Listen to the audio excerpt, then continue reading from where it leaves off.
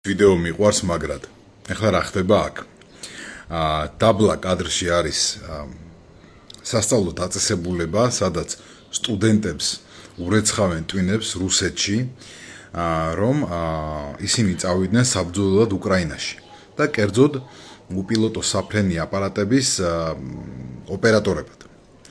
ამისთვის მოიფიქრეს, რომ ჩაერთოთ ფრონტის ხაზიდან ასეთივე უპილოტო საფრენი აპარატების ოპერატორი, რუსი იდეაში, რომელიც მათ აუხსნის რეალურ მდგომარეობას და კიდევ ერთხელ დაარწმუნებს თუ რამდენად უსაფრთხოა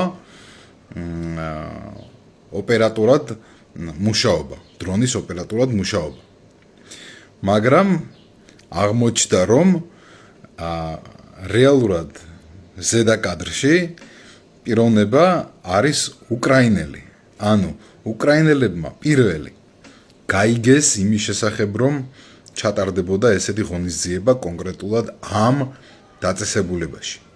შემდეგ გატეხეს ამათი სისტემა და მოახდინეს ისე, რომ როდესაც ისინი მათ ეგონათ, რომ კავშირზე გადიოდნენ თავიანთ რუს სამხედროებთან, ამასობაში კავშირზე გავიდნენ სინამდვილეში უკრაინელებთან. და აი субтитрებს მიადევნეთ თვალი. Передаем вам слово, представьтесь, да, где вы находитесь, в каком подразделении, ну и в целом про свою жизнь расскажите нам, пожалуйста, очень интересно. Всех приветствую, благодарен за возможность выступить в такой аудитории, хоть и отдаленно. Меня попросили рассказать про службу на СВО, в каких войсках я сейчас служу. Я служу в войсках БПЛА, в подразделении «Рубикон», в совсем новых войсках, как может кто-то не знает.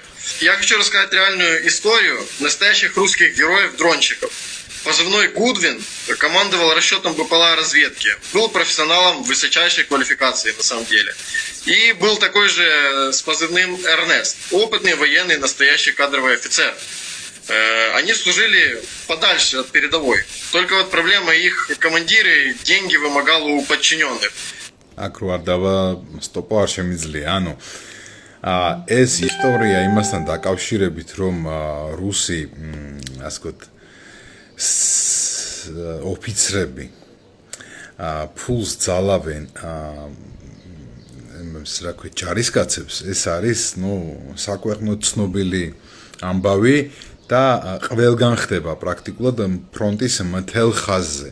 ანუ ტყვეჩავარდნილი რუსები ყვებიან, როგორ წაართვეს მათ საკრედიტო ბარათები და ასე შემდეგ პინკოდები დააწერინეს ფურცელზე, რომ ეს რა ქვია 60 მანეთიანი დოშირაკები 500 მანეთად იყიდება, 60 მანეთიან დოშირაკებს 500 მანეთად ყიდულობენ, რადგან იძულებული არიან, რომ მხოლოდ თავიანთი ოფიცრებისგან იყიდონ 500 მანეთად 60 მანეთიანი дошираки. და აი ასეთი ამბები არის თავიდან ბოლომდე რუსულ არმიაში, ისე რო იცოდეთ. Что я вам хочу сказать? Я на самом деле военный, только не русский, а украинский. И хочу вам сказать, не дай бог вы пойдете сюда, мне придется вас убить, каждого, кто подпишет данный контракт. Лица ваши все срисованы, так же, как и ректора, так же, как и кто представлял только что это все вам, военного, который только что рассказывал он за это. Линия фронта не движется уже 4 года, а стоит на месте. Кладбище размером в 2 страны. И, честно говоря, каждого, кто придет на украинскую землю, каждого мы убьем. Так, გათიშეს. ესე იგი, რამდენი ხანი დასჭირდა, ჯერ წარმოვიდგინეთ, რომ ეს გაეთიშათ. აქ საქმე არის სერიოზულად, მეგობრებო, რადგან სახეზეა, რომ უკრაინული დაზვერვა მუშაობს ძალიან სერიოზულად და რუსებზე უფრო მაგრად მუშაობს უკრაინული დაზვერვა. ეს უკვე არის ახალი დონე. ასეთი დონისთვის რუსებს არ მიუღწევიათ მთელი ამ 4 წლის განმავლობაში. და ალბათ გაგონილი გექნებათ, ბოლო 2 დღეა ვრცელდება ინფორმაცია კიდევ იმასთან დაკავშირებით, რომ მოკლულია ესე იგი ერთ-ერთი მეცნიერი, რომელიც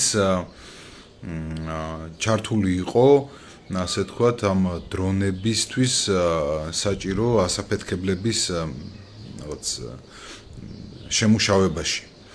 და ერთ-ერთი მთავარი ფიგურა იყო, ასე ვთქვათ, ამ ასაფეთქებელი სისტემების დარგში.